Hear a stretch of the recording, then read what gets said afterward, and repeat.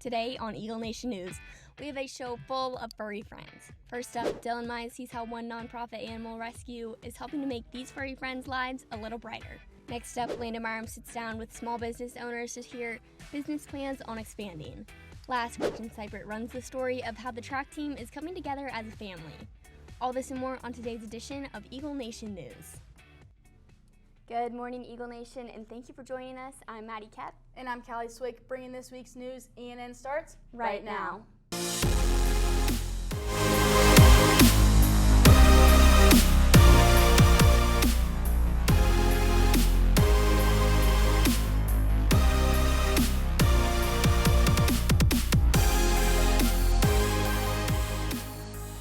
Welcome back, Eagle Nation, and thank you for joining us again here at Studio 301. And for today's weather, today there's a high of 69 and a low of 45 with cloudy skies all day. It's felt very nice out lately, but I remember a year ago this week we got all that snow and we're home from school, so I'm kind of bummed, but hopefully we'll get some sort of snow or sleet soon.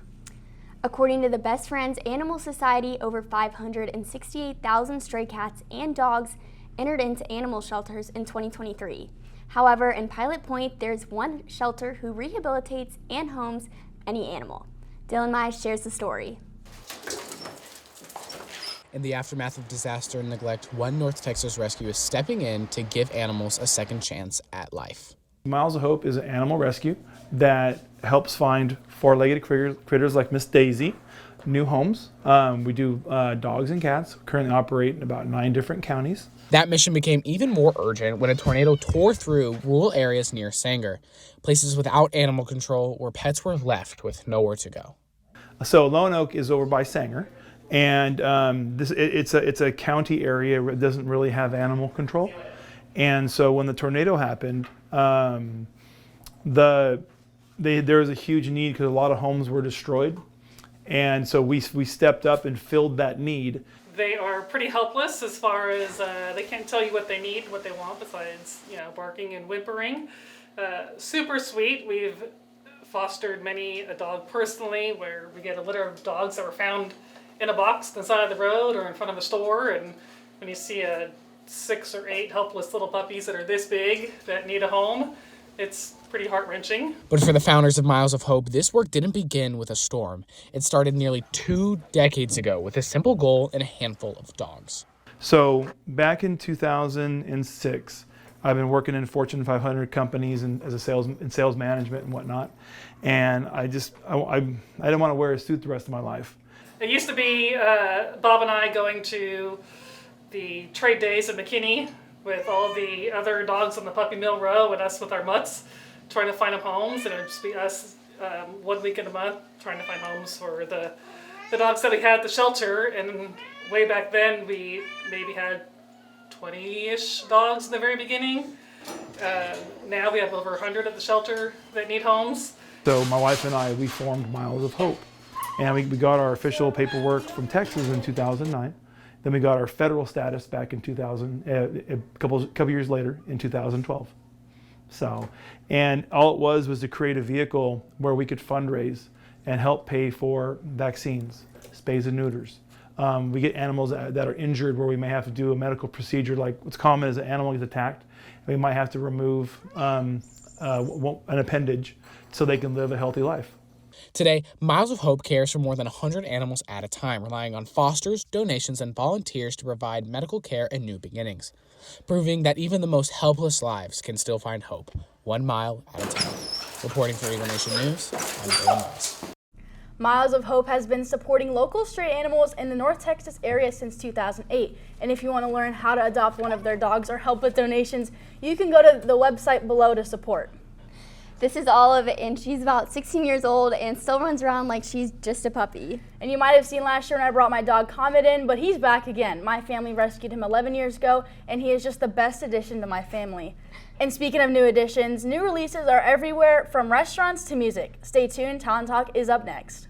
Math Honor Society applications are now open. Applications are due Friday, February 13th at 5 p.m. The requirements for Mu Alpha Theta include overall GPA of 3.5, unweighted, math average of 90 and plus, completed credits of Algebra 1 and Geometry, teacher recommendations 2025-2026 mid your transcript. And for more information, please contact Mr. Chan, Miss Kreisel, or Mrs. Ritchie. And if you haven't already, make sure you get your Mango points for this episode with the code Cheerios. Pop culture has been surprising us all over this week. Imogen Prize is in studio with more. Maddie, as of yesterday, the live-action Rapunzel movie has been cast. Fans were tangled up in the news hearing Milo Manheim will be playing Flynn Rider. Manheim is working with Disney once again after getting his big break in the Zombies franchise. He's also been on Broadway performing in many musicals, including Little Shop of Horrors, Rent, and Footloose. All over Instagram, many fans are saying it's the perfect casting choice due to his charm, singing ability, and overall appearance. Now on to the lead everyone's been waiting for. There are many speculations on who would be playing Rapunzel, including McKenna Grace and even Sabrina Carpenter. But according to Disney, she was too pretty for the role and they wanted someone more ordinary. In the end, Tegan Croft has been announced to play the princess. The actress is best known for her role as Raven in the live-action Teen Titans. To be honest, I had not heard of her before yesterday, but either way, I have high hopes for the movie, but critics may not. Many were worried about how the film will turn out after the past flops that Disney's live actions have become. Staying in the film industry, Stranger Things fans have been spiraling this weekend, and not because of the Upside Down. Instead, it's all about what's being called, quote, the conformity gate. The hit Netflix show Final debuted New Year's Eve and left fans either in tears or in shock at the jaw-dropping ending. But many think it wasn't the true ending. Fans were speculating a secret last episode to come out 2 days ago, but it didn't happen. The episode was thought to explain and continue the ending. Despite not having another episode, the writers of Stranger Things do have another special release, an animated series, coming sometime this year called Stranger Things Tales of 85. Go ahead and take a look. When we started talking about it, was there anything else we want to do with Stranger Things? This was one of our first ideas.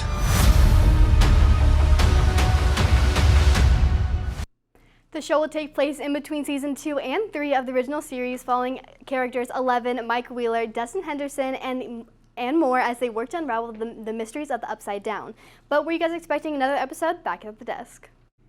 I love Stranger Things, and I can't believe it's over, but I'm ashamed to admit I definitely fell for there being a 9th episode. Me too, Maddie. I honestly believed everything with the conformity gate theory, and I even checked 2 days ago at 7 p.m. to see if there was another episode, and I wasn't shocked when my Netflix crashed right when I opened up the app, but I really am excited for the documentary on the 12th. I'm excited for the documentary, but something else also coming to Prosper is a fan favorite fast food restaurant. Holden McCurry is on scene with more.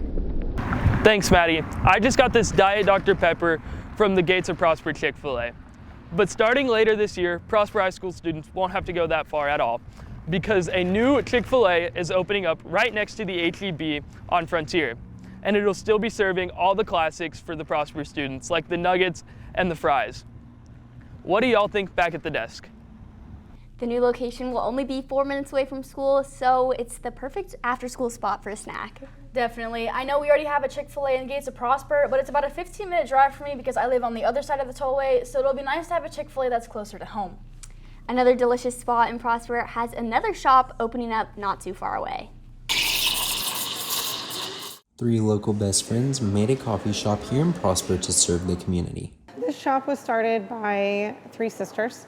I've actually known them for a very long time. They live across the street from me. My husband went to high school with them, actually. But just out of a necessity of a place for people to get together, and it kind of started during COVID when nobody could go anywhere or do anything. And so they had a mobile cart, and they kind of met people out in different neighborhoods so everybody could come together safely and get coffee. It's not about the flavors, but providing a place to slow down and connect with others. People making this their home, and just seeing as the communities have grown, how we've gotten more and more neighborhoods around here, just the more people that have come and they come sit with their families and just really enjoy getting to know other people like on a deeper level, not just their coffee order. In our fast-paced day-to-day life, Six Sips provides an opportunity for the Prosper community to enjoy the simple moments in life. This place has got a good vibe to it, and so it's been a great place for me to work. I've met my wife here every now and then. We've just kind of are just kind of traveling and in transit.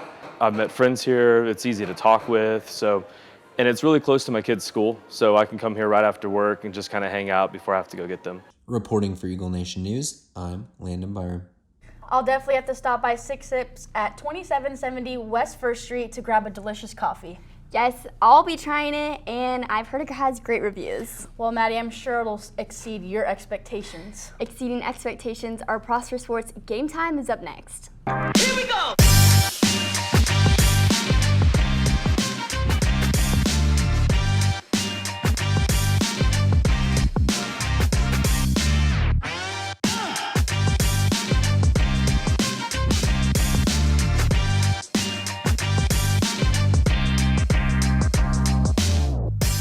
Prosper Sports are on a roll. Declan Vetter is in studio with this week's Game Time. Thanks, Callie. Starting it off on the court, the boys basketball team took on Princeton on Tuesday at Princeton High School and fell short, losing 46-41. However, the girls basketball team took on Princeton as well and came away with a nice 55-47 victory over the Panthers. Shifting over to the pitch, the Lady Eagle soccer team attended the Governor's Cup in Georgetown and tied San Angelo Central at 0 yesterday. However, they have 2 more matches, with one being today at 12:40 against Burleson Centennial and the other being on Saturday at 10:50 against RR Westwood. Good luck to the Lady Eagles in the upcoming matches. Staying on the pitch, the boys soccer team faced Thomas Jefferson yesterday and got a huge victory, winning 4-0. The boys have games today and tomorrow at Jesuit High School. Good luck to them as well.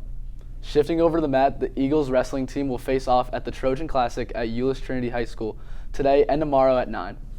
Passing it to the court, the boys will face off against Plano West at the Peaches Arena today at 7, and the girls team will also play Plano West at the Peaches Arena at 5:30. Good luck to both teams. One girls sports team here at Prosper has the community helping them further. Gretchen Seibert has the story. As the girls' 2026 track season runs into gear, their mindset remains the same. Our community that we really built last year and the years prior really helped me be an example to anyone, older or younger. Our whole community, our whole team works together very well. The process of track and field, it may be hard, it may be something that you don't really want to do, but it's something that you should focus on instead of going just for the gold medals, although those are nice, but the team aspect is really what motivates you. And it's not always about the team. It's really like a family. Last year, we spent a really long time trying to build like our team culture, and that's like kind of the foundation of like this program. You'd think like, oh, our foundation is like people running fast and people doing events left and right, but it really is that supportive culture of each other. Like, you can come to meets and we'll literally be running across the field like left and right, cheering each other on, even if you don't even know them personally. It's because like no matter if you do bad or you do good, there'll always be somebody there like supporting you. So that's why I love track so much. Though some didn't even grow up being in track. Moving from Atlanta, I was a gymnast for 13 years, so running was something I wasn't trying to do. My dad wanted me to do it, but coming out here, starting track, it was hard at first, but I got my groove coming in, and then I got to be here at Prosper my freshman year under seniors like Lauren Lewis and Kayla Watson, who really inspired me to keep pushing and keep growing, and that ultimately led me to be able to hold 4 records at this school and compete at the state championship last year. Track isn't just about winning gold, it's about a team. Reporting for Eagle Nation News, I'm Gretchen Seibert. Track's first meet of the season is Saturday, so make sure to come by and show your support for our Eagles. That's all we have for you today, Eagle Nation. Thank you for letting us tell your stories. Once again, I'm Callie Swick. And I'm Maddie Kep. Enjoy your weekend and go Eagles.